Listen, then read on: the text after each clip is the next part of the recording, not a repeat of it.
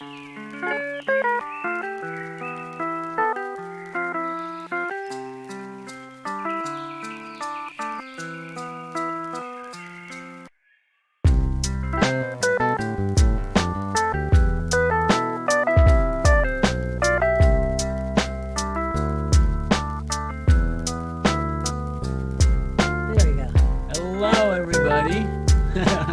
got Heidi, fatty. she's a toughie.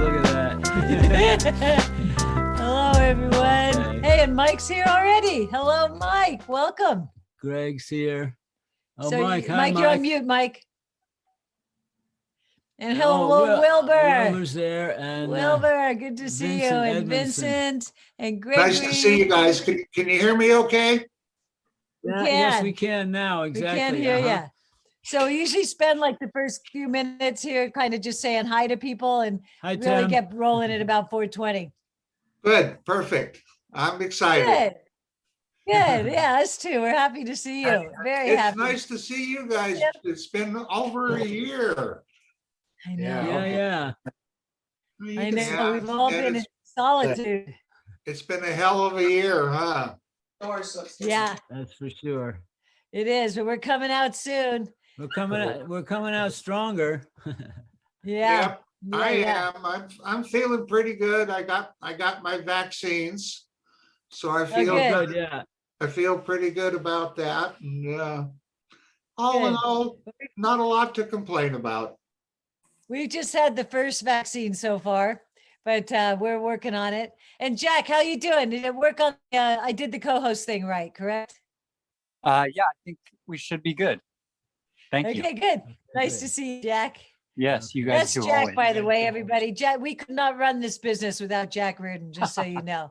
He is Hi, our Jack. absolutely brilliant social media and so much more guy that gets all those wonderful things posted and takes care of so much. Yeah, and I'll send him something, and he says, "Swami, you forgot the link," so I have to send it again. You all know what that's about, right? You forgot the link or the attachment, something like that. One of those things. Anyway, so and now Wilbur, what's it like up in Maine?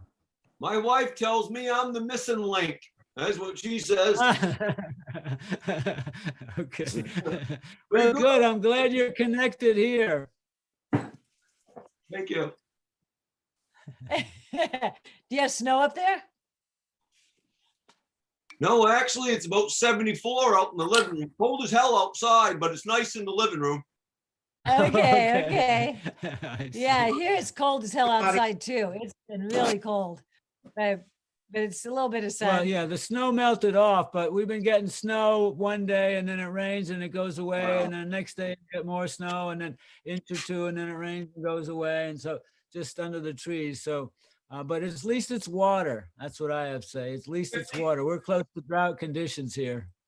It was 59 today. 59. Wow. Oh, yeah. That's 59, yeah. That's nice. That's warm for us. No, we don't get that usually in August. I see. That's true. Okay. And so how's San Francisco going? We got a couple of people here from the San Francisco contingent, Heidi and Tim and Gregory. So far, in the so city. good. Yeah, sunny today. Beautiful rain last night. It was really nice. Oh, good. Oh, Yeah. great. Great. Yep. That's what we need. It was gorgeous. Good, good. Everybody's happy.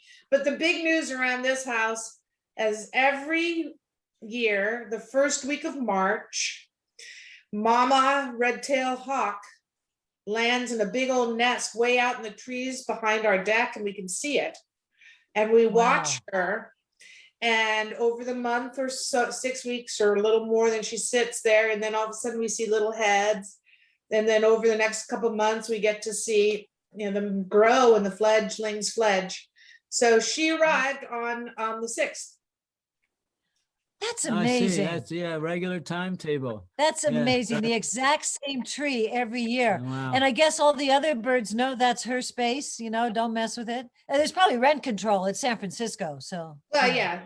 Yeah, and it's a nice high rise. and she's way up high. Great view. She's huge. yeah, great view. Wow, that must cost her about $3,000 a month in the city. At least. Okay. Don't you Yeah. know? Don't you know? But I anyway, it's All very, right. cool. It's really What exciting. neighborhood is that? What neighborhood is that you live in, Heidi? Midtown Terrace. You know where that is? Midtown Terrace. I'm under Sutro Tower, behind UC Yeah. San Francisco, up in the forest. Oh, right. So I'm in the Twin forest. Twin Peaks. I see. And Greg, where do you live in the city? What neighborhood do you live in? I'm very close to the Sunset. Acha, okay, yeah. All righty. And now I want to ask Mr. Vincent Edmondson, where do you live, sir? You're on mute, probably. Yeah, there you go. Oh, still can't hear him for some reason. Huh. Well, I don't know why we can't hear you. Oh yeah, you are on mute. There, try now. Okay.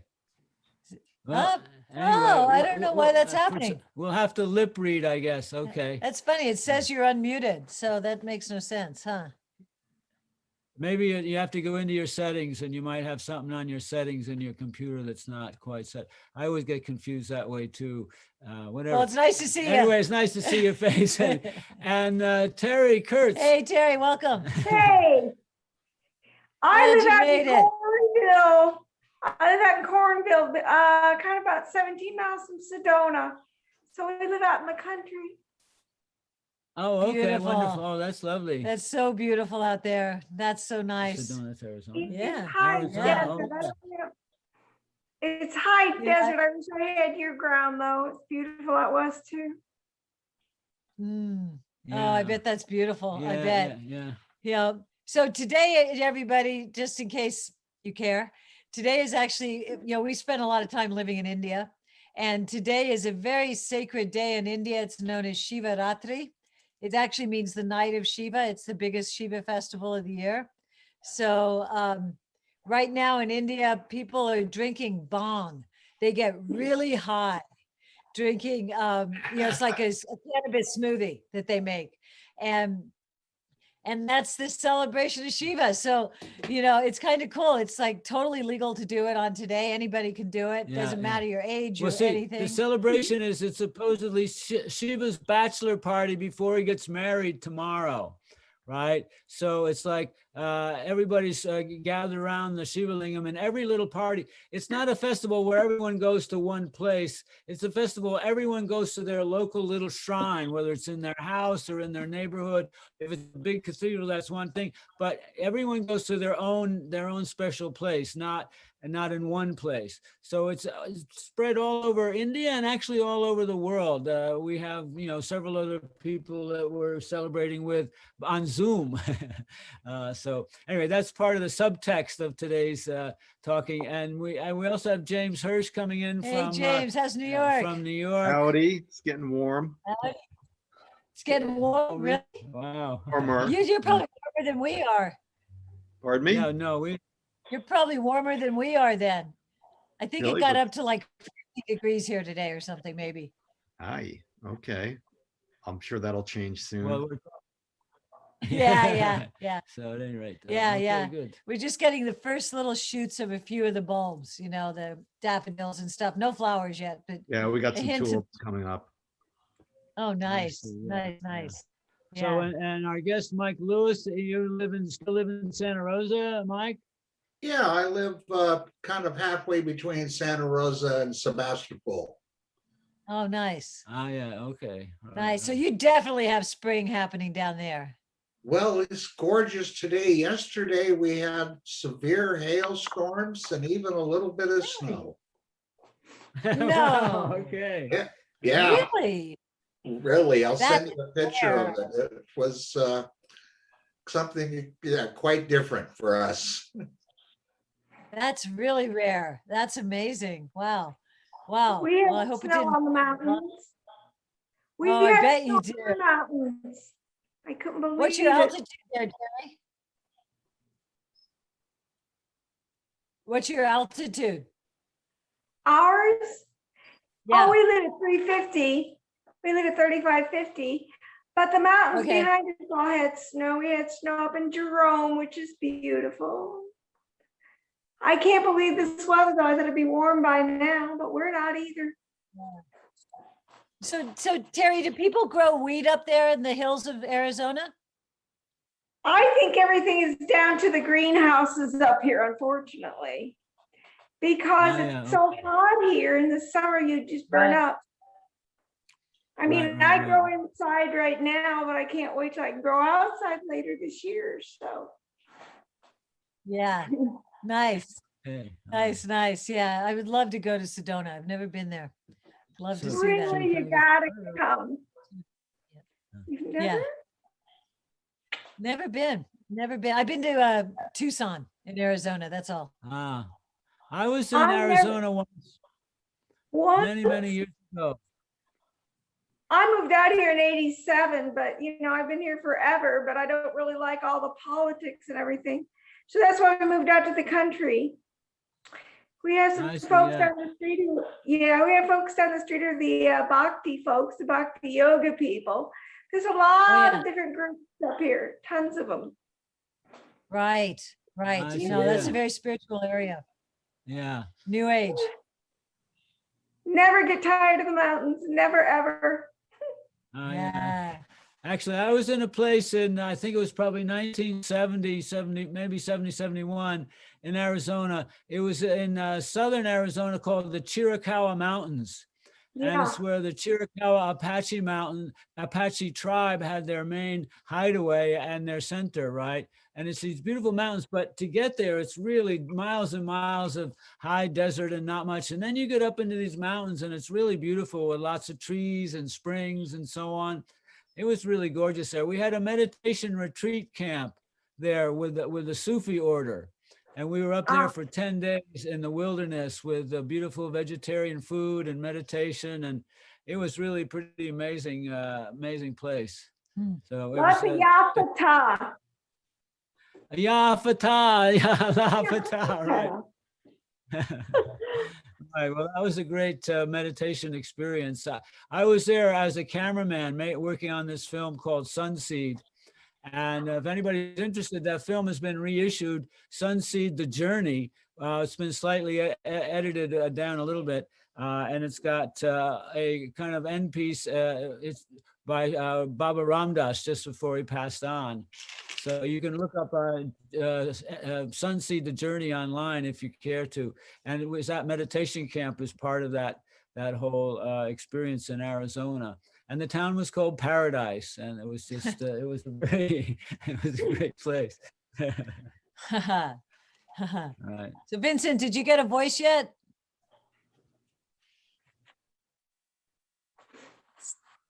No, you didn't. Okay. Oh, well. Yeah, well, there's a whole part of yoga where you take a vow of silence in yoga. It's called Mauni. And you just take a vow of silence, then you have this little pad of paper with you so you can write down just the most important kind of communications. I've never quite done that. I don't know. How could I do a vow of silence? It would be, No, you it'd be couldn't do really it. tough. Never But worked. I've known several people who have done that, and it supposedly gets you really, really high. Oh, it's great doing silence. Oh, but yeah. you've done it many times because you had throat conditions. Right, and Vipassana, you do 10 days at a Right. time. but 10 days of non-speaking. Yeah. It's great, actually. It's a nice thing to do. Yeah, All right. but it's kind of hard these days over Zoom. To do that. Well, we might as well get started. We're a little bit early, but I am so anxious to hear Mike and his story. Yeah. And No, we were reading what's up about happening. Mike a little bit, and I thought I knew you, man. But there you go. We have to light up. I thought I knew you, but there's so much of what you've done in the past that I didn't know about. So I want to sort of ask you, like we ask a lot of our guests, how old were you when you first smoked dope? Where was it, and who turned you on? We can start there back in ancient history. Yeah, I was probably 15 years old, and I lived in Orange County in Costa Mesa. Uh-huh. And I was a surfer that was my hobby of choice at that point. And my brother invited me to come up to a party in Hollywood, actually. And that was when I was first introduced to cannabis. And Wow. I remember very distinctly sitting there smoking this joint, and everybody's going, can you feel it? Can you feel it? And no, don't feel anything yet. And then all of a sudden I started laughing. I did not stop laughing. And it probably went on for 5-10 minutes of nothing but laughter. It was great. And then came back down to Orange County and kind of decided, this is a whole lot better than sitting around with the guys at the beach drinking beer. So that became my choice. And I was a junior in high school at that point in time. And then lived in Orange County, grew a couple of nice pot plants in my backyard there in Costa Mesa. And it was pretty low key back then. There wasn't a lot of people, exposed to it at that point. But my brother was, So how did the first two was an plants turn out? inspiration for me. And are we talking like mid-60s here, Mike, or? We're talking 1966. Okay. Uh-huh. And your parents weren't caring about you having pot plants in the garden? Actually, my parents were very, very supportive of it. Really? Back then? Wow. Even to the point on my 18th birthday, my parents got, I don't know how they got it, but they got me a bag of pot for my 18th birthday. What? Wow, that's far out. Amazing. Wow. Yeah, Incredible. yeah, it was Wow. pretty cool. It was pretty cool. Yeah. And then But I I want to kind of ask you about those first plants, Mike. How did you fertilize them? You now progressed into a high-tech, compost fertilizer guy. We'll talk about that later. But what did you do with your very first plants that you grew? Swami, back then it was kind of just dig a hole in the ground, put the seed in, and water it and watch it happen. Oh yeah. Yes. Get back. I was pretty naive about it, but I wanted to explore it. I see. And Now, since then, she's taught you the most amazing way to feed that plant over time. So we'll get to that a little later. I just wanted to set the stage about how you first did it. And then after surfing, then what did you do after surfing? Yeah, well, I want to hear about the whole Brotherhood of Eternal Love situation. Yeah, we're really fascinated about Guys that for one. Come years. on, man. I mean, so it might fill people in a little bit on what that was all about, because we knew a few people involved, but I'd love to hear your story. there was a small group of us who smoked pot in Newport Beach, Orange County, Laguna Beach. And I used to spend a lot of time down in Laguna Beach partying at night and such. And one of my friends took me over to this little house out Laguna Canyon Road, out this little dead end road. And I really, I didn't appreciate it at the time. I didn't know what was going on. Right. There was a lot of neat people there I met. And I didn't really understand the significance of what I was going through at that point in time. But I did get introduced to a couple of really nice people who were in the import business. They were the old term smugglers. Yeah, right. My dad had a marine radio store in Newport Beach, put all the electronics on the boats and such. And we started talking boats, and these guys were bringing in their cannabis products on boats. They had routes coming up from Colombia and routes coming over from Thailand. And Really? I ended up working with them, putting all the electronics and the equipment on the boats for them. Even at one point, they flew me down to Buenaventura, Colombia, to a boat they had down there. It was kind of funny. The autopilot had failed on the boat. It was about a 50-foot sailboat. and the crew didn't want to bring the boat home without an autopilot. And so they flew me down to Colombia, and I flew into Cali, and then drove over to Buenaventura, and that was quite an experience. This was about 1985. Oh, okay. Okay. Oh, that's why the tide sticks. I see. Before Okay. that, it was Yeah. probably around 1982. And Uh-huh. I got to be really good friends with these people, and they brought me into their group. And they had a love not only of cannabis and the whole aura around it. And it was, looking back, it was really, it was not about money to them. It was about the social situation of the cannabis.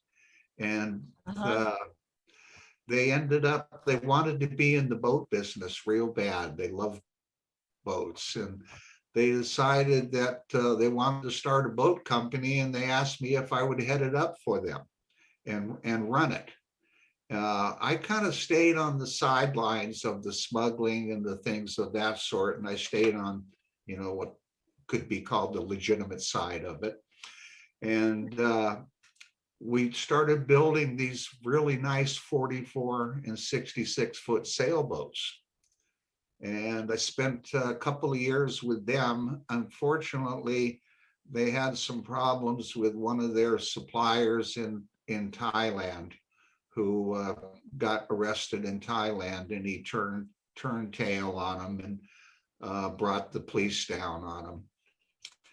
Yeah. And one of the guys, actually a couple of them, ended up in jail for it. Yeah, that was a very interesting part of my life. I lost We're one of doing a them. lot of psychedelics too, though, right? Pardon me? Weren't they famous for a lot of psychedelics as well? Were they what again? Famous for doing a lot of psychedelics as well. The Brotherhood, as I Yeah. recall. Oh, we had virtually an unlimited supply of orange sunshine, LSD. From Owsley. And we even had our share of cocaine. And yeah, it was, the orange sunshine was interesting. It was a couple of episodes where the guys would take it and go, or the gals, and not really feel anything, and go, don't feel anything, give me some more. Don't feel anything, give me some more. And then all of a sudden it came on to them. And yeah, that was kind of a fun part of life. I never really got super heavy into the psychedelics. By super heavy, I mean, I was back in my late teens and such. I was probably doing the LSD, gosh, maybe once a week or so. Right. Yeah, and you say that's not heavy. It's like, for most people, that's way over the top, man. Not compared to some of the people that I was associating with. Right. Oh yeah, No. no, I knew people who were daily popping too. That's for sure. And, Yeah, and back yeah, then it was yeah. 500 mics a hit. Yeah. It wasn't these little party 400 doses. and so Yeah. on. Oh, it was very good quality, very clean. I never had a bad experience with psychedelics. Right. I had a couple of experiences where we would go to rock concerts and lose the car, can't find the car for 10, 12 hours after the concert was over, and that type of thing. But all in all, it was all a very, very good experience. I would say, if looking back, I would do it again. There's no question about that. I had a really, Wow. No, I a remember really those orange good, sunshines. a good life Those as a orange kid. sunshines were beautiful. And how did you end up getting up here to Mendocino County, Mike? Well, Or Sonoma County? yeah, when a couple of the guys in the boat company got into trouble with the law, they decided the best thing to do was to sell the boat company off. And at that point, I had a nice little pocket change going on. And I was getting tired of Orange County, tired meaning it was too crowded. Too many people Right. coming into Orange County. It just wasn't like what it was when I grew up. And I got into flying at that point. I went from surfing to sailing to flying airplanes. And I came up to a little town called Gualala, which is Oh, yeah. just north of the Mendocino-Sonoma County line. And I found a really nice piece of property up there with a private airport on it. And my wow. wife and I bought the property, and we kind of retired for a while and moved up to the property. And I had an airplane at the time, so I'd get up in the morning and jump in the airplane and go fly around and go into Ukiah and down to Santa Rosa or over to Napa and such. And then one day when I was in Ukiah, I met a guy at the airport who worked for the county. And he asked me if I would be interested in becoming the supervisor of airports for Mendocino County. And I Really? thought, well, that'd be a lot of fun. So I took the job. And I ran the airport at Little River. I had a fixed Wow. base operation in Ukiah where we had an air taxi service and taught people how to fly. At that point, when I was in Gualala, is when I really started to appreciate cannabis and the growing of cannabis. I had 10 acres up there on an area that was about a 2,000 acre area with the airport and other people. And I started to develop the techniques to grow some very nice purple buds.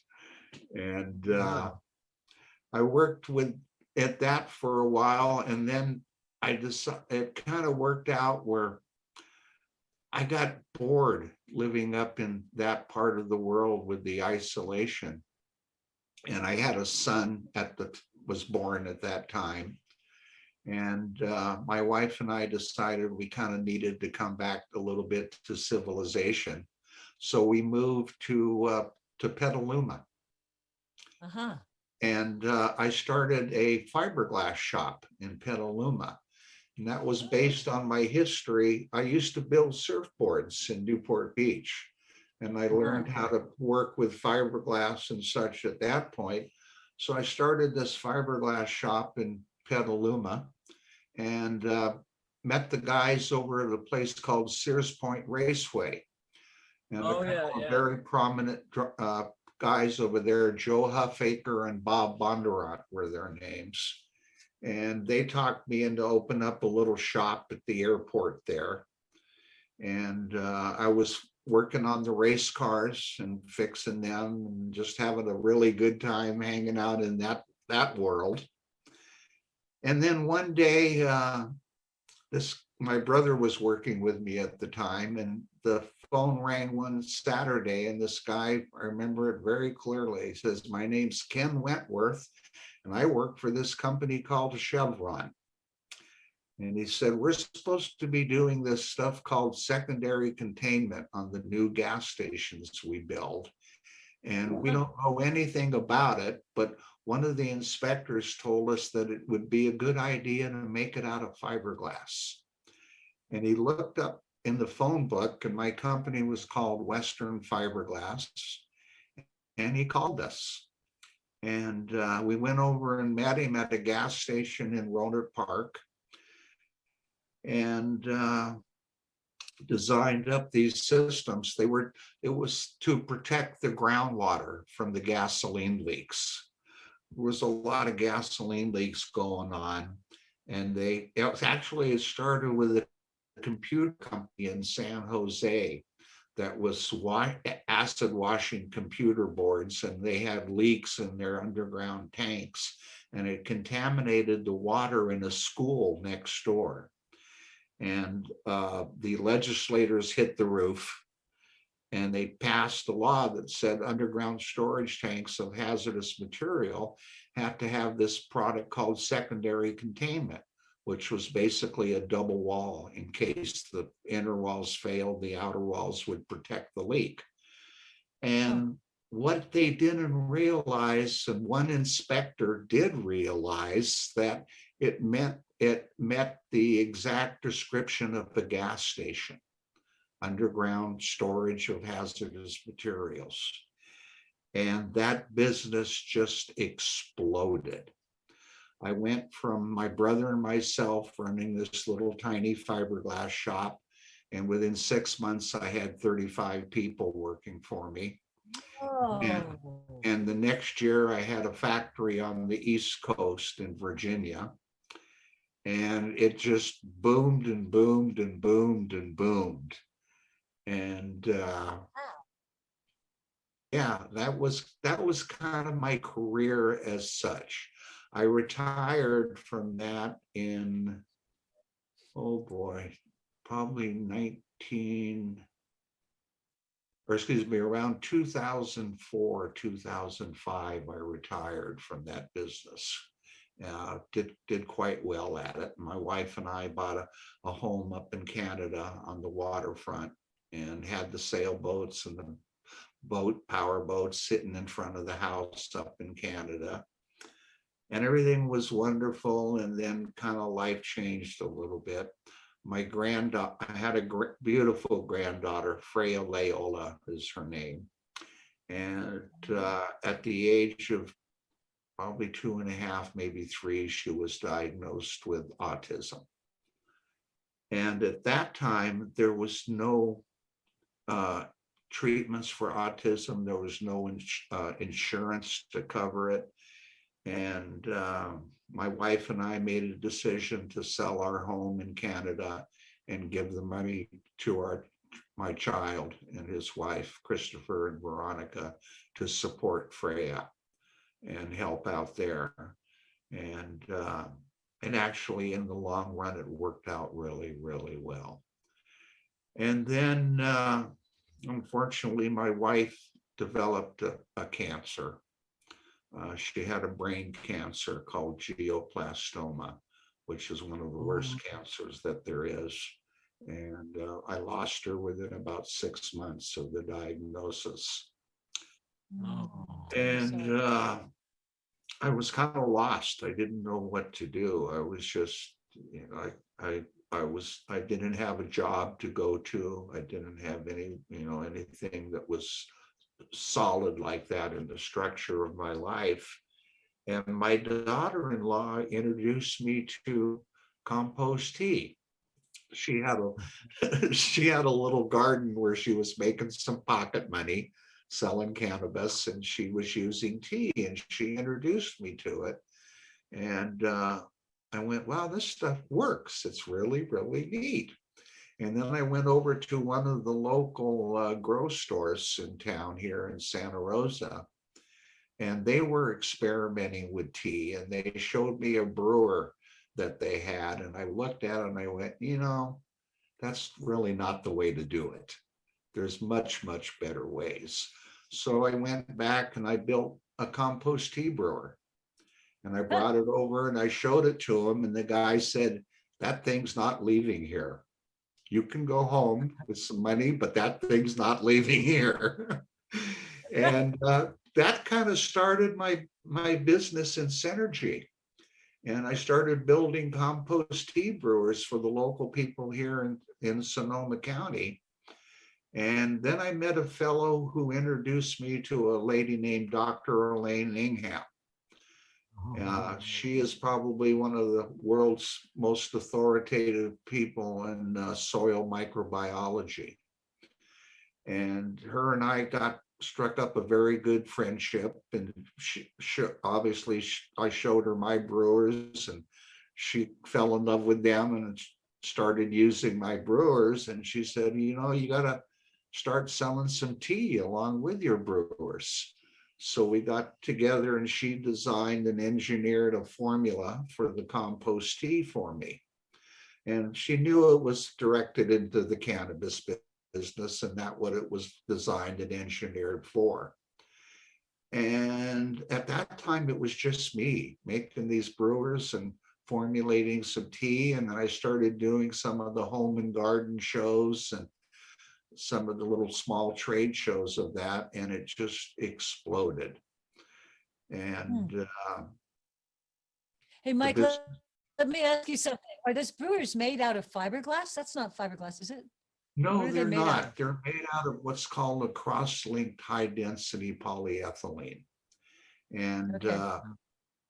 there's some very good designs that had been used in the industrial industry.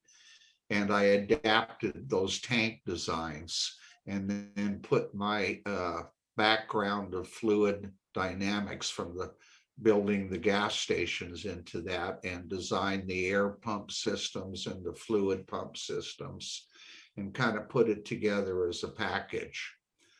And it's done very well. Yeah. And I've moved from there where I've got a couple of guys working for me now. And we build a lot of brewers. We probably build, I don't know, in this time of year, we're building 2 or 3, sometimes 4 a day, 5, 6 days a week. Wow. Wow. That's In the compost tea world, we're selling, I don't know, yesterday I sold 16,000 pounds of compost tea to a customer. Wow. And I got And are you selling customers. this all over the country, Mike? Is it I just in I California? got customers that call me from all over the world. I've shipped Really? compost tea brewers to Tanzania. I've shipped them No. to Switzerland, South Africa, a lot to Canada, Costa Rica. It's just, it surprises me with that. But Good. yeah, They also some really big ones, right? You have some Yeah. gigantic tanks, but Oh.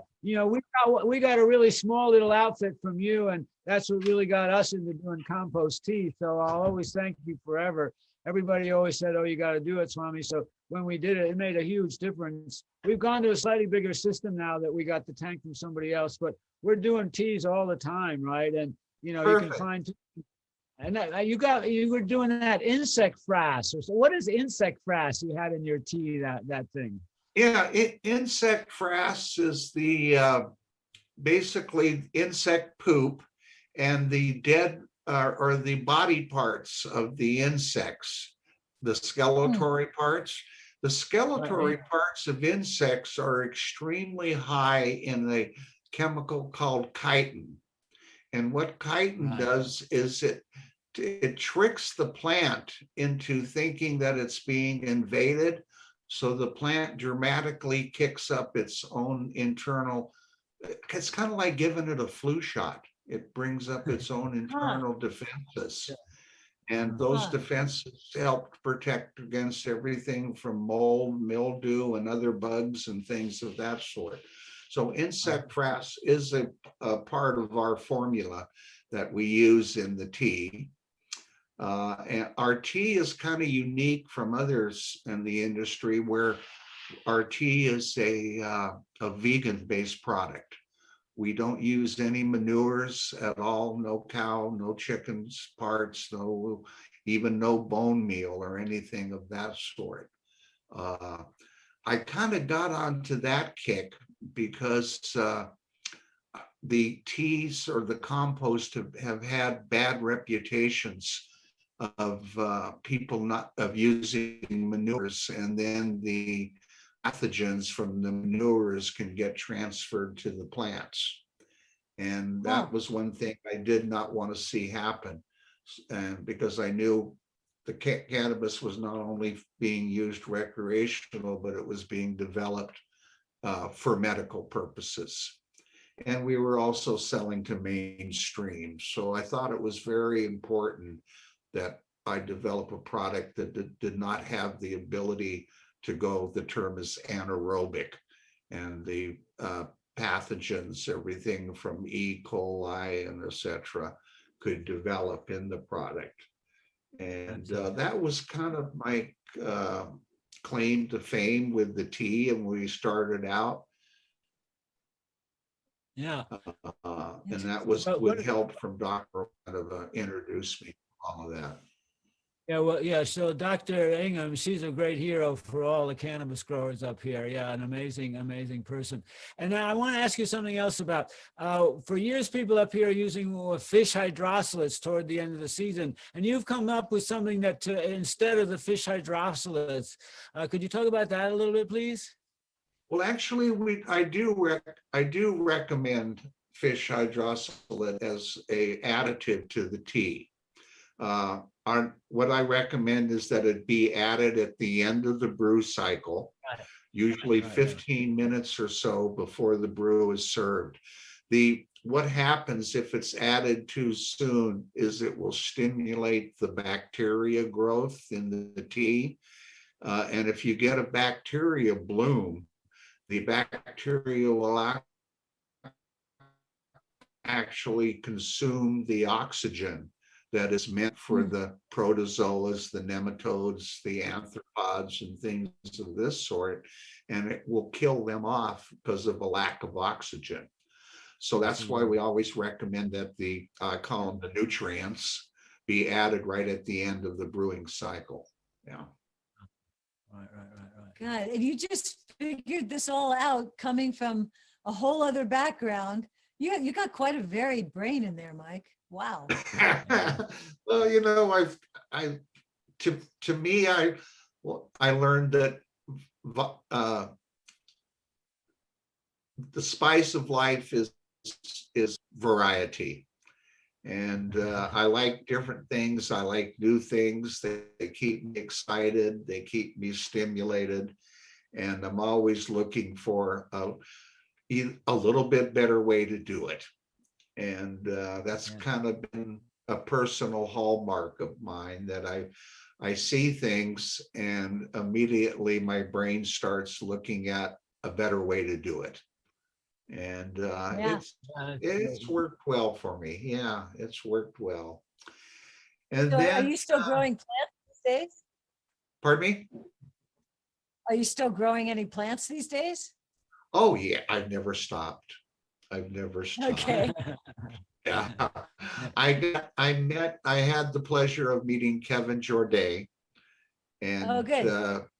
Kevin was a very strong inspiration to me and taught me about the different species, the cloning of plants, the different varieties. And every year, Kevin has been very, very generous of sharing his private stash of clones with me.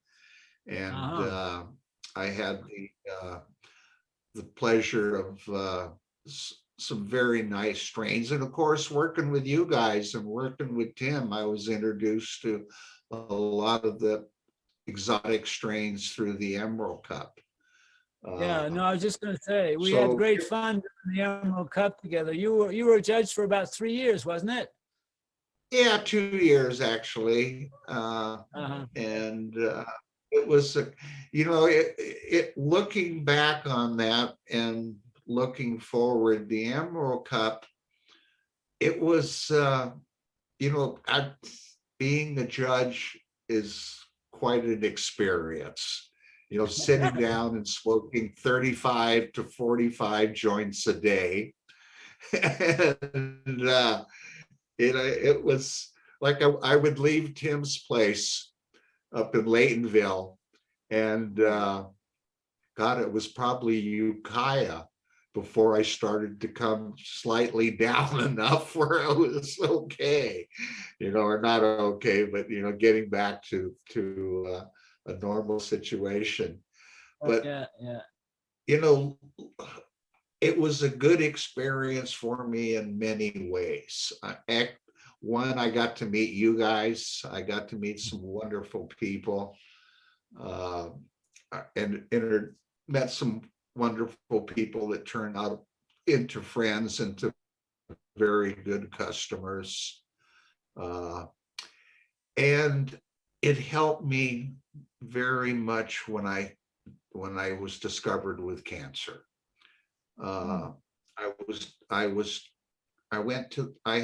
had a bout with vertigo, And it was disabling. It was crazy. It happened with a snap of a finger, and it affected me for about 6, maybe 8 months. And just as I was finishing the vertigo as such, my doctor said, let's give you a complete physical and just make sure that everything's looking good. And I had the complete physical, and he called me back into his office the next day and said that they had discovered cancer in my prostate. And they put me under all the different exams as such, the CT scans, the PET scans, and the things of this sort.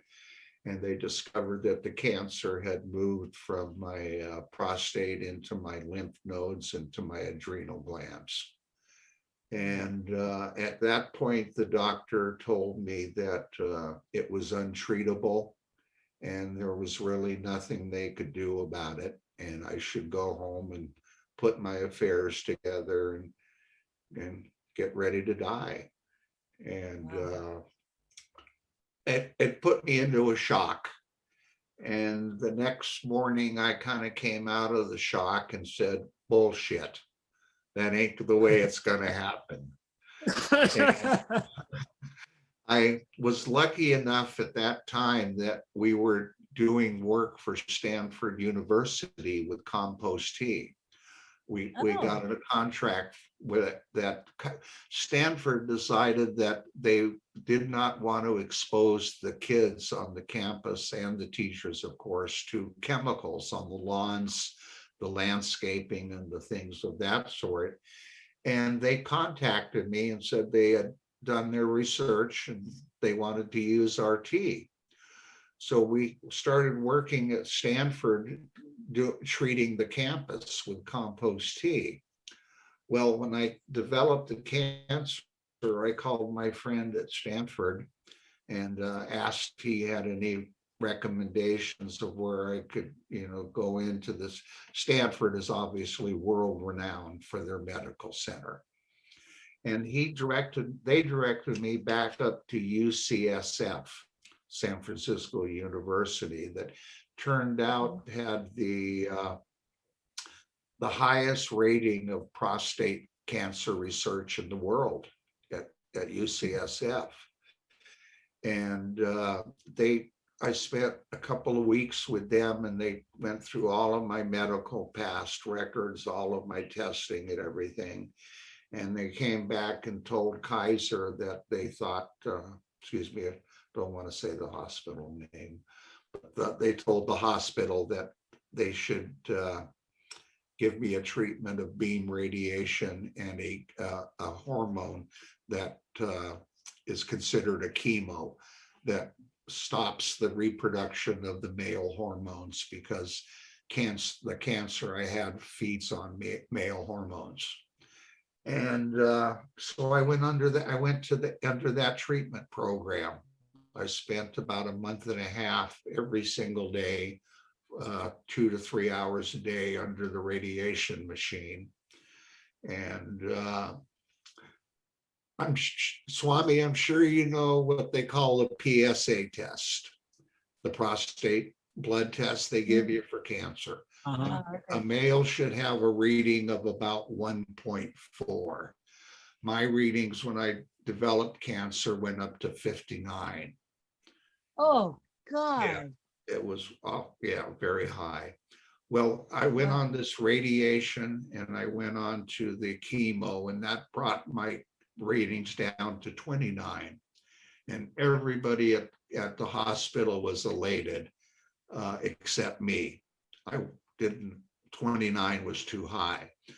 And I contacted Rick Simpson of the RSO, Rick Simpson Oil, and had several long discussions with Rick about what was going on with me. And he obviously recommended that I try RSO.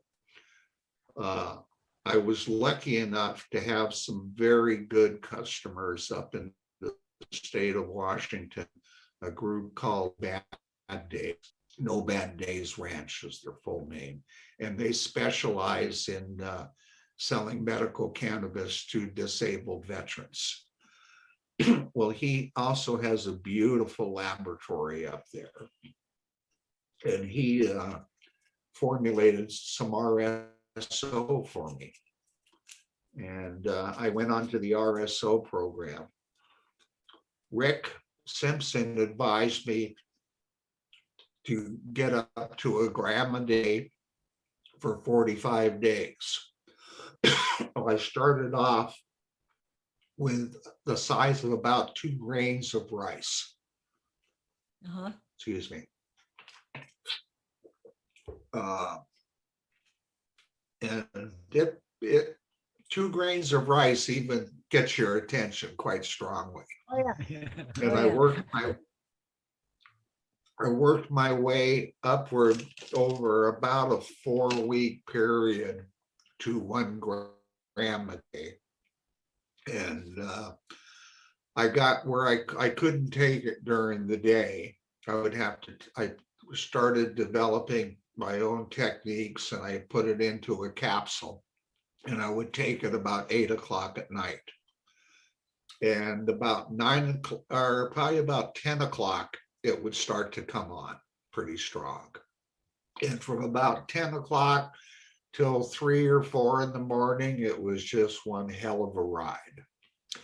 Being I had prostate problems, I would have to get up and urinate at night, and I couldn't walk. I literally was hanging on to the walls as I made my way to the bathroom. I ended up finding myself a very nice cane with an LED light on it, and it kind of became my savior.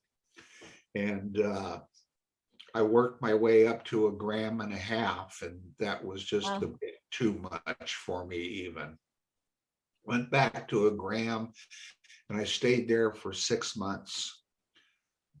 Getting back to the Emerald Cup and judging with you fine people, I look back and realized that the experience that I had at the Emerald Cup allowed me to tolerate the dosage of the RSOs.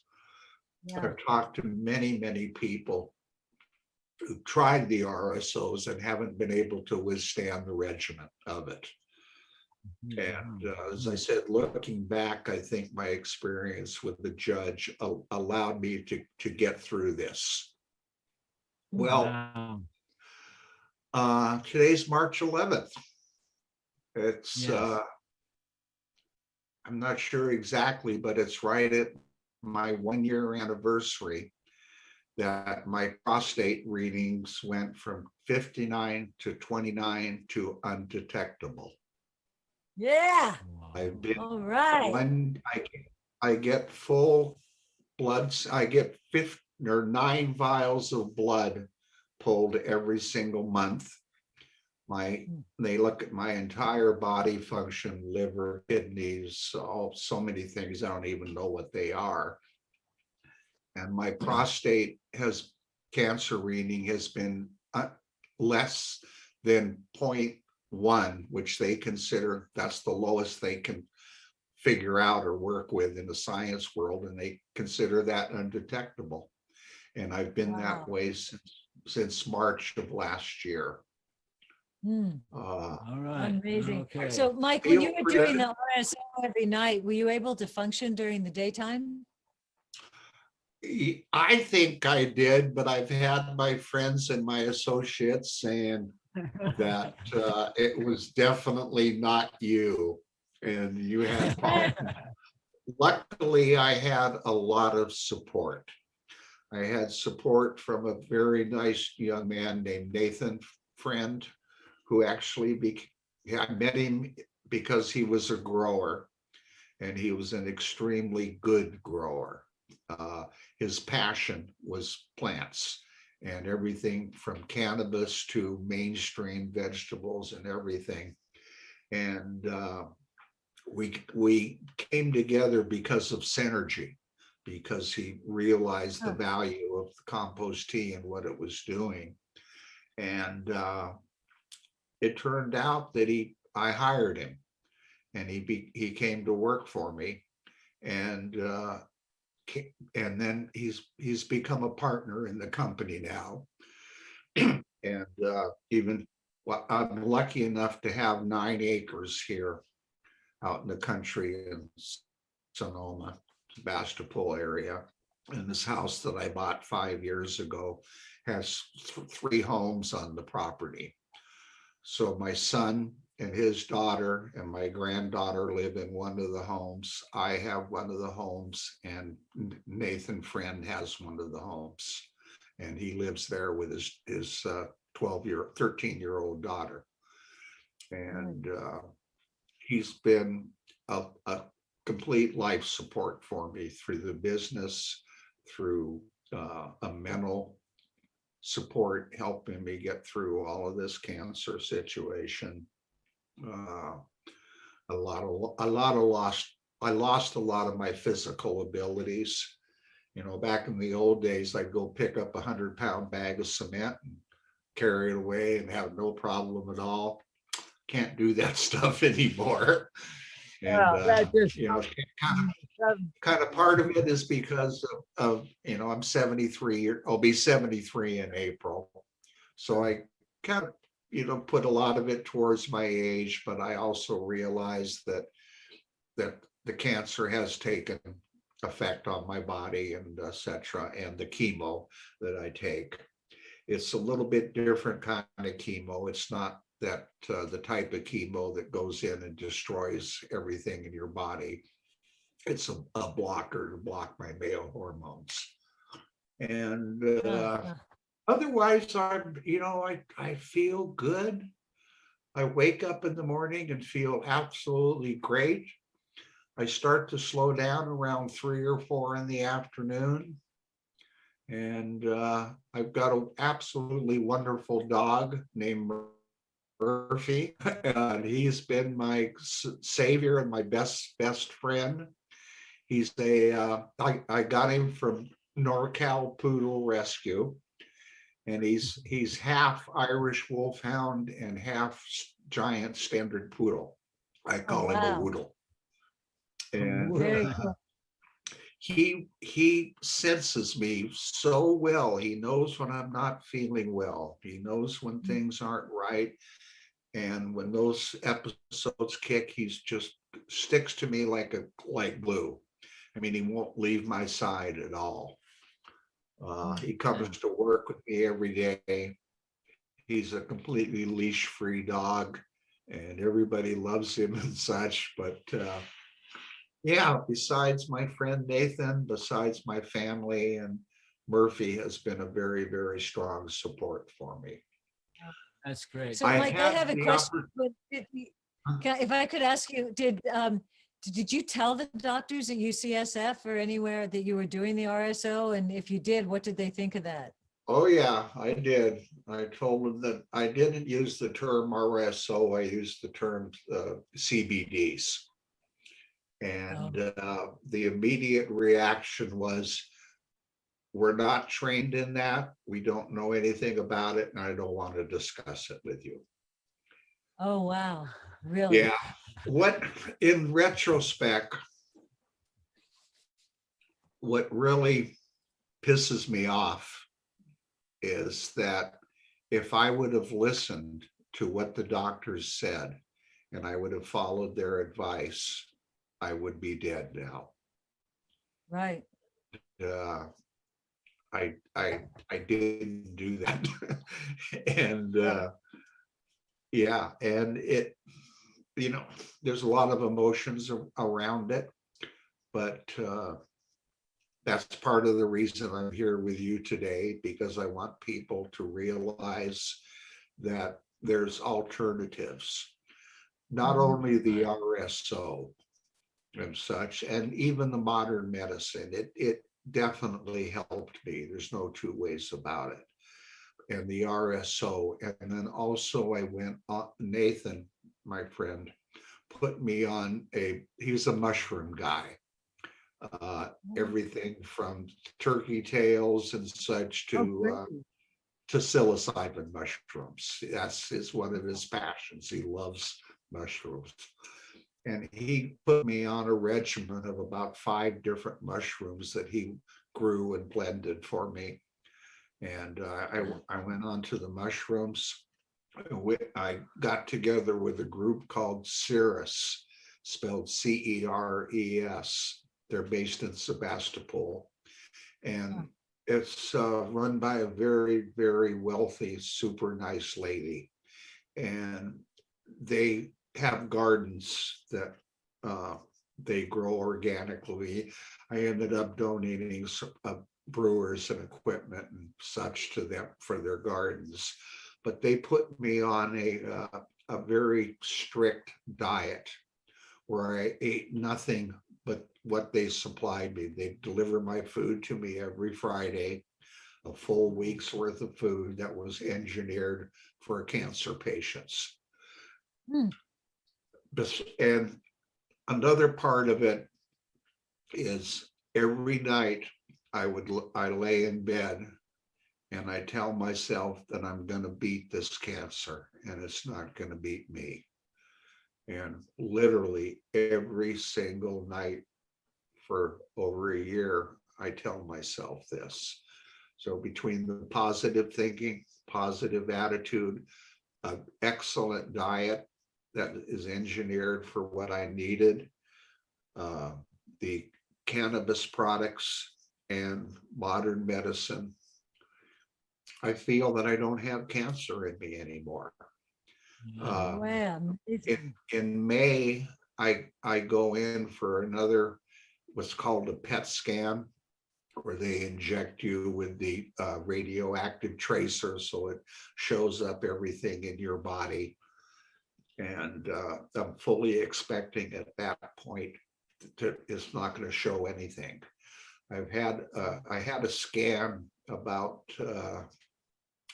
4 months ago that looked at my lymph nodes and my adrenal glands. I had 3 lymph nodes that had tumors on them. After I finished the 6 months of RSO, now they didn't give me any modern medicine treatments for the lymph nodes or for the adrenal glands. There was nothing they could do, they said. After the RSO, after about 4 months on the RSO, the tumors in my lymph nodes had shrunk 75%. I had a scan 3 or 4 months ago, and the tumors were not detectable in the scan. And Just amazing. Amazing, And, amazing. and Mike, what was in the diet they were feeding you? Was that primarily green vegetables or God. what for example? It took me maybe 2 months to get used to it, to be able to, say, this kind of tastes okay.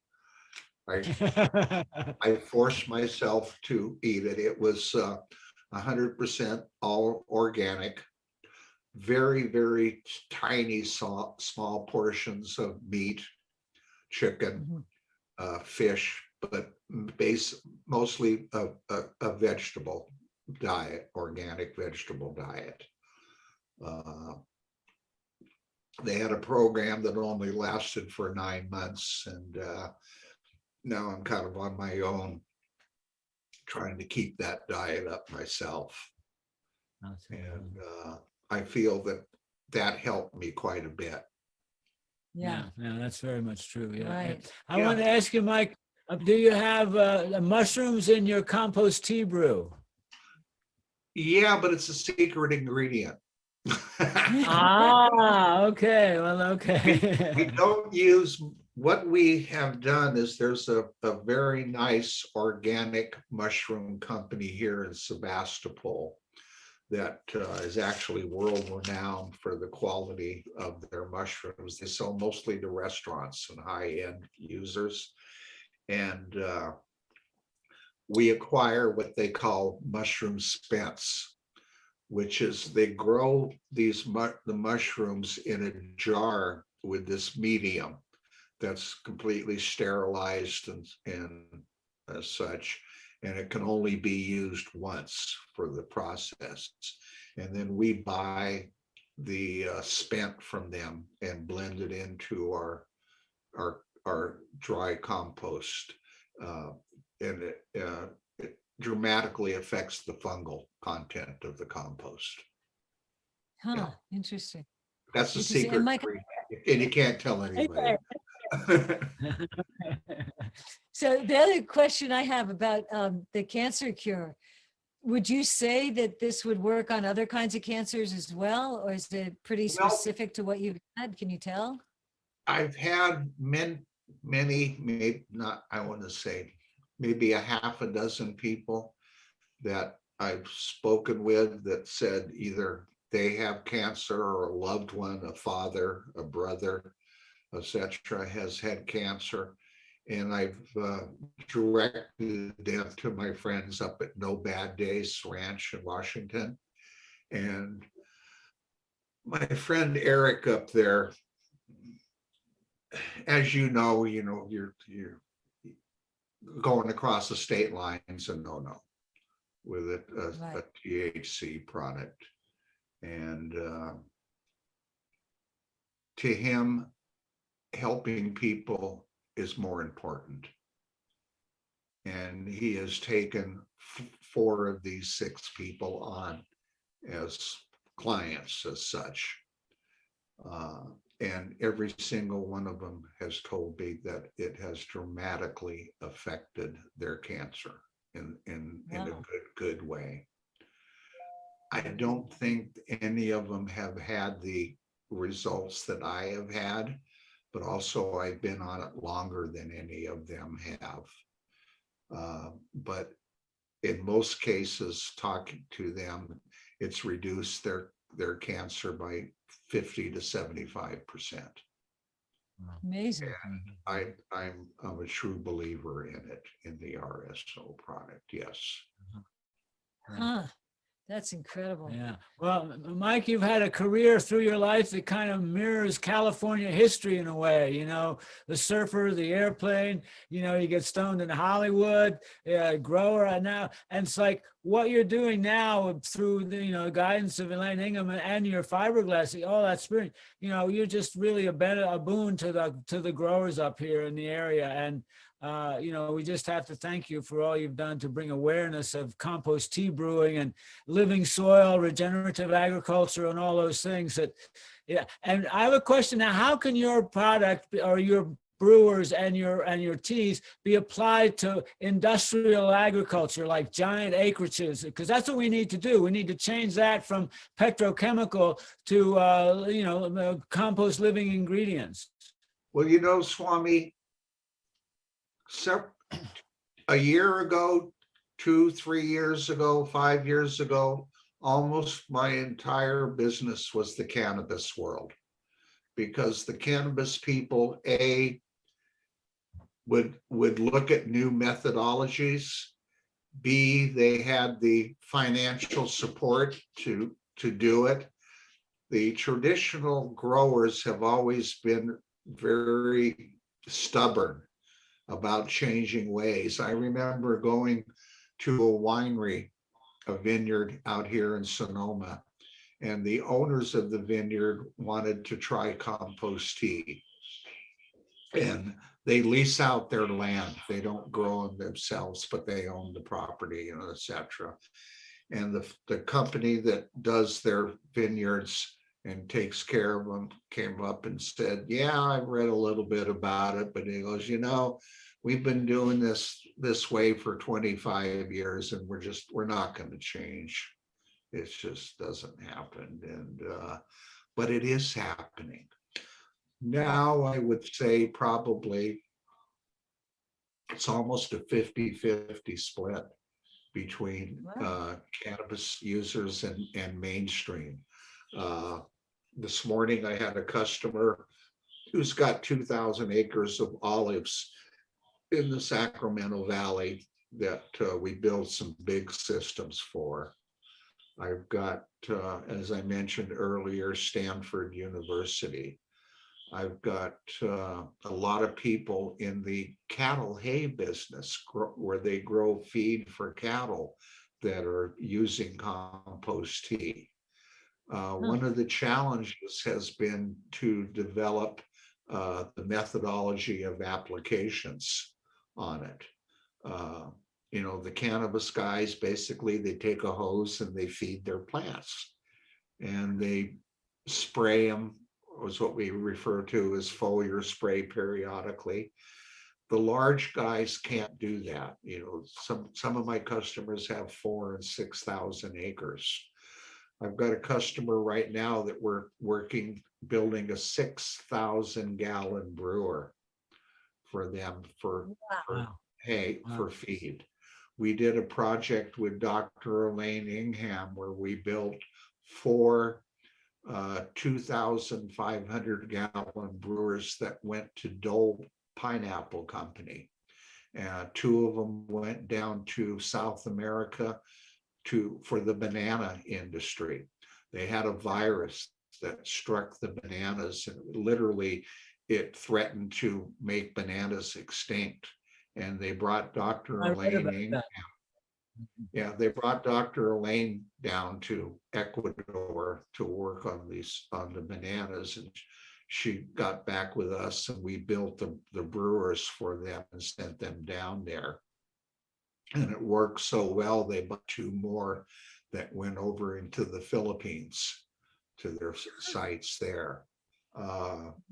We have, I mean, everything from the pineapple growers, glass growers, olive trees. I got a gentleman the other day, I built a big system for apples up in Grass Valley area where he's got 100 acres of apples up there. The wine industry is finally starting to look and turn their heads in our direction. We're building several systems for the vineyards now. A lot of it has been the consciousness or the awareness that finally the chemicals are not good for people. Stanford was an example of that, where they didn't want to expose staff and their students to the chemicals anymore. I've got a company I work with in Hawaii that services the big resorts over there, and the resorts kind of took on the same methodology where they did not want to expose their guests to the chemicals on these beautiful lush landscapings they have over there. And they switched to compost tea. I've got 2 organizations I work with, one in Florida that's working to try to stop the algae blooms. One in Hawaii that's working to stop the devastation of the coral reefs. And these are devastated by runoffs of the chemicals. I've got another company here in Sonoma, quite well known, called Taman Golf Courses. They have a golf course down in Marin called McGinnis Course. It's quite world renowned, but it's built on the estuaries of San Francisco Bay. So the tide comes in, the little creeks fill up with water all around the golf courses, the tides go out. They got a letter one day from the Board of Supervisors in San Francisco to told them to cease and desist using any fertilizers on the golf course because they were creating algae blooms in San Francisco Bay. The guy contacted me and we developed a compost tea program for him. 2 years later, he got a letter of commendation from the Board of Supervisors for what they've done to completely eliminate this algae bloom in San Francisco Bay and directly related to compost. The awareness is picking up very rapidly. Wow. It's people who care, people who have a future vision, people who are willing to go, let's try something new. And we know it's going to take a little bit of time and a little bit of money, but they're doing it. And in the long run, they find that they get better results for a lot less money involved. Yeah. Well, one of the things I've been trying to learn about is that the most fertilizers that the industrial agriculture have been using in the past, they come from petroleum and urea and stuff like that. And people have been telling me that they make them like as salts so that they can deliver them liquid by the dissolved in liquid for irrigation systems. But then those salts kind of dry out like when you have salt around. Could you talk a little bit about how the salts and all that, that's what's killing the soil? The salts are probably the enemy, the worst enemy for fertilizer.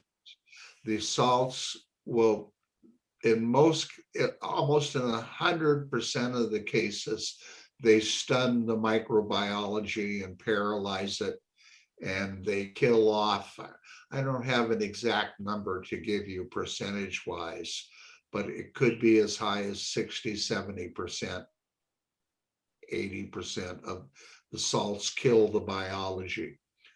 We developed a program for the hydroponic growers that were using salt-based fertilizers and they wouldn't get off of them, where we'd have them they'd use their salt-based fertilizers. Then we would have them flush their complete systems with fresh, clean water and then use compost tea. And this went on a rotating cycle. Fertilizer, flush, compost. And most of them now have gone away from the salt-based products. The salt-based products, which are petroleum-based, is the true enemy of soil, really is. Yeah. But it's very inexpensive. It shows very quick results, but the long-term effects are devastating. And people are starting to realize that. I've even read articles from the fellow who developed and the original salt-based fertilizers. And after he developed it and it became a huge success in the commercial ag industry, he published an article saying he was very sorry for what he did and he realized the negative effects of it. Yeah. Well, that was a big realization to me. We keep saying these things are salts. It didn't occur to me. But if any of you on the call, look, you know what Miracle Grow looks like? It's those blue-green crystals. Well, that's salt, right? And so all that stuff, and they use it salt because it dissolves easily into the water liquid, and then it's easy to spread it out by spray systems and all that sort of thing. But it really is the death of the living soil, the compound, the whole soil web. Yeah. Wow. People don't realize that, but if you think about it, and you go into the forest, you go into the fern forest where the ferns are just blooming and the trees are magnificent and the open plains are magnificent, and they're not being fertilized at all. They're being taken care of by the biology, the microbiology in the soil, and the problems that the lands are having is problems that from over farming, and the over farming is actually the use of salt-based fertilizers. And that's what created the dust bowls and things of this. They destroyed the biology in the soil and the plants don't grow. Yeah, right. It just seems so far out that the cannabis world is part of the leading edge of getting back to living soil, that, the whole regenerative movement and, the knowledge we get from people like Elaine Ingham and shared by Jeff Lowenfels, people like you, the cannabis world that's working in regenerative is really cutting edge in the agricultural world. But it's like everybody's got to eventually sign on. Swami, I truly believe that the cannabis world was the catalyst, was the inspiration, and really made it happen. If it wasn't for the cannabis people with their innovative ideas, their part of it is they had the money to do it and the innovation. But I truly believe that that's the spearhead, and that's why we are where we are today. And these other institutions, farmers, and etc., are now looking very, very strongly. We do a show called the World Ag Expo. It's the world's largest agricultural show. I mean, it's the showgrounds are a half-mile long and a quarter-mile wide. They have 135,000 people a day come to this show. When we first started doing it, we were just about the only people who were into soil biology and such. And people would walk by and they'd come, you could see it in their eyes and their face to go, what the hell is that? What the hell are these people doing? I mean, what are you guys trying to tell us? They had no concept. Now that show has gone to maybe 25, 30% of the companies there are about biology and soil preservation. Yeah, it's happening rapidly. Oh, that's Oh, amazing. that gives us great hope. That's far out. No, yeah. I mean, Mike, really, between people like you and cannabis growers and the inspiration we get from the cannabis to come up with these ideas, absolutely. I mean, I think you're helping to change our world for a better place. And also the information you've learned about cancer. This is absolutely invaluable, Mike. And, you know, thank you so much for speaking up about this to the world. It's so important to spread this word. You know, it's priceless. Absolutely. Yeah. Well, So yeah, we're really proud to have you as our friend. We look back fondly on our judging, you know, and we had a great crew back when Kev Jodry was on the crew, and Pearl, and who else was in that judging crew for a couple of years. We had a heck of a lot of fun getting as stoned as we could. Yeah. Yep, it was a great time. And besides meeting wonderful people, in my personal world, I feel very strongly that you guys helped me develop the ability to take the RSO and go through that regiment. And I don't, looking back in retrospect, I don't think I could have done the regiment without the training that you guys did for me in cannabis judging. Well, Mike, at this point, if you were doing a gram plus a day for 6 months, you said, or was it 9 months? That's like, you're the biggest stoner I know. I mean, that's huge. Hey, when it comes down to your life, your perspectives change dramatically and rapidly. And, absolutely. And I do it again. There's no question about it. There's absolutely no question about it. I think it's time you write a book, Mike. Really, you got to get this information out there. It's really important. Well, it's really important information too, because now there's some legislating thing. They're trying to put a cap on the amount of THC that you can have at any one time, or that you can buy, and so on. And these caps are ridiculously low. And the point is that they're, once again, every way they can, they're still attacking our cannabis thing. And, you know, so that the fact is that you can't make a dose definition for anyone. Everyone's dose is completely different, and the way that they administer is different. You know, why should politicians be actually trying to dose people by saying you can't use? Because in your case, it was that super high dose that made it all work, right? So we just keep our thought form out there, keep it free. Yeah, I've been told in my conversations with Rick Simpson that the key to it is the high dose. And again, I've talked to several people that have tried it and couldn't do it and went off of it.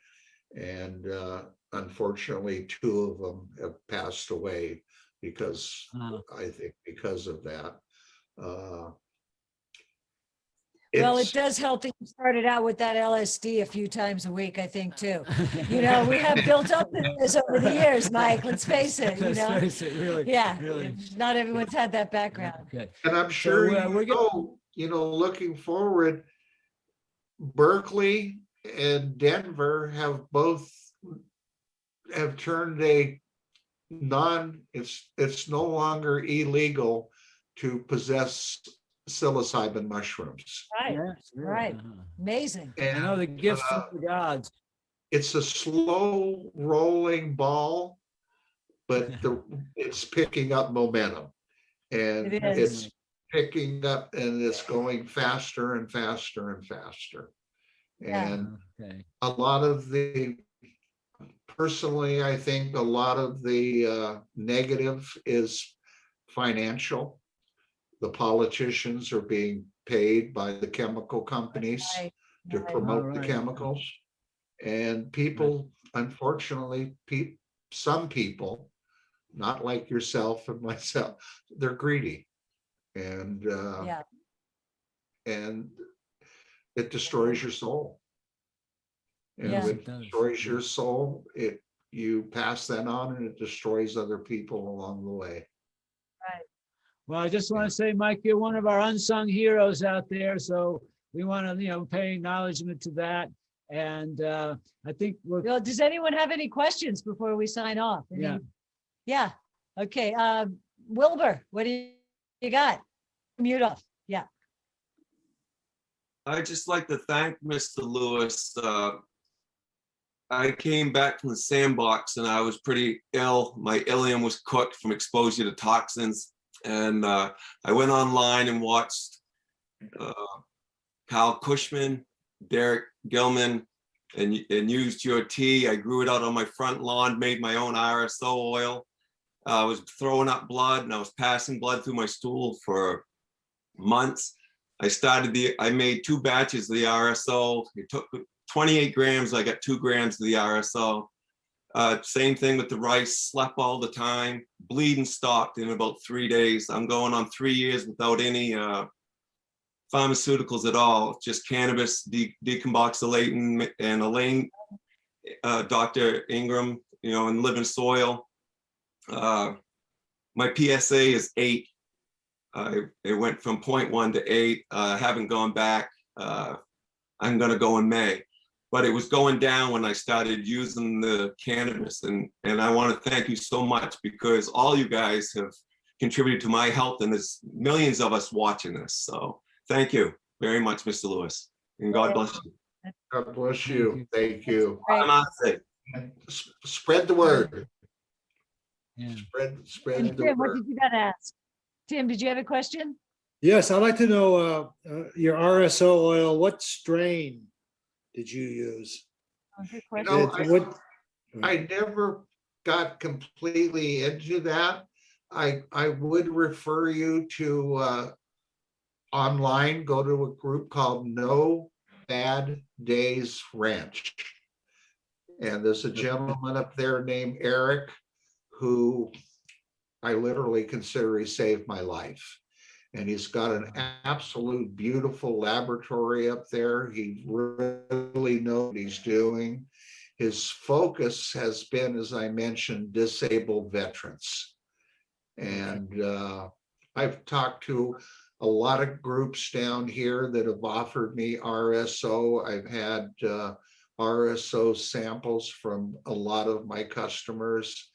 And this product that I was given the product from No Bad Days. They supplied me with all my medicines for no charge.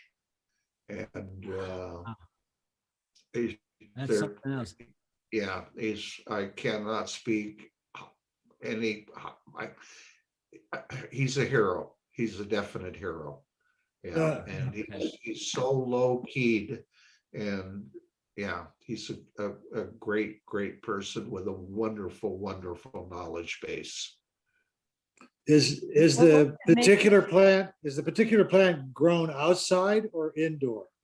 He grows his, because of his location in Washington, he grows his in greenhouses.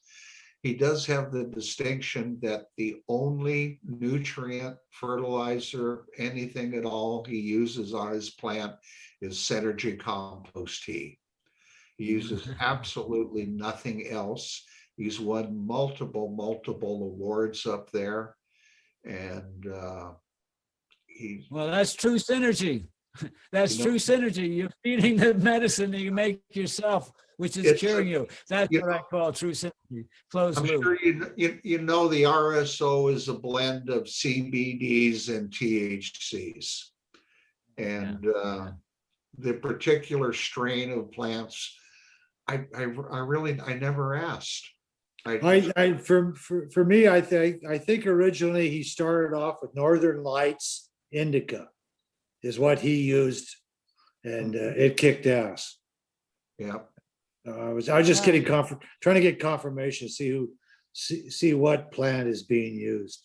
Yeah, I'm sure if you went online and found No Bad Days Ranch Okay. and spoke with Eric, he would tell you he doesn't hoard his information. He's one of the people that his main focus in life is helping people. And I'm sure he'd be willing to share with you the strains that he uses and the methodology of processing it. Great. Thank you. Yeah, thank you. Okay. Mike, this is so This is brilliant. great. We can't thank you enough for coming on and sharing your stories. It just means the world to us, and thank you for helping save the world, Yeah. really. Yeah, Well, and thank you. Synergy Energy Systems, what is the name of your company exactly again? Synergy Agricultural Products. Okay. Okay, so that, and that's, you And got I- websites and all that? I'm Yeah. sure you know the definition of synergy. That's right. The definition of synergy is when you take multiple items or products or such, and you put them together, that the product that you create is far more substantial than the individual products that were used to create that. Okay. Well, I Synergistic. think You know, and that's as the last, if any of your friends, viewers have any family members, loved ones who have a cancer situation, I welcome them to call me. And I'm happy Thank to give them more detail and as much information as I can.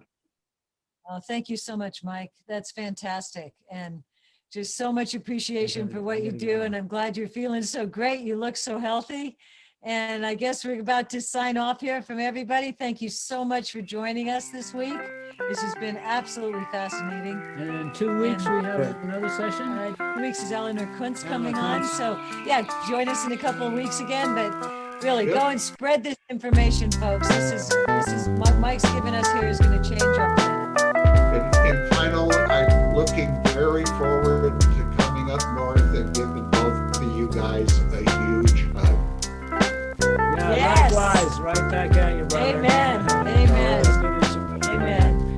Well, Okay, much love to right. everybody. Blessings Thank to you. everyone, and fly high, keep smoking. Yeah. However you take it. All right.